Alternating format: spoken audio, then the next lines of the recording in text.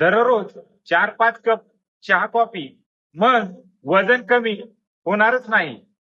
आपल्यापैकी बरेच लोक वजन कमी करताना डाईट, वर्कआउट सगळं पाळतात, पण चहा कॉफी मात्र कमी करत नाहीत आणि इथेच वजन घटण्याचा ब्रेक लागतो.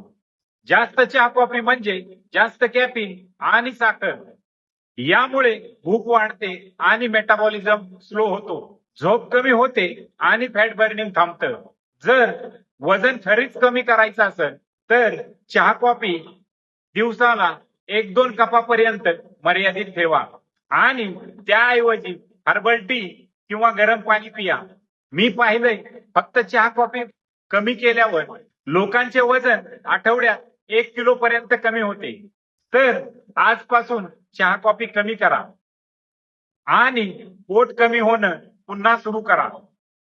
आणि अशाच पुढील हेल्दी टिप्स साठी मला फॉलो करायला विसरू नका.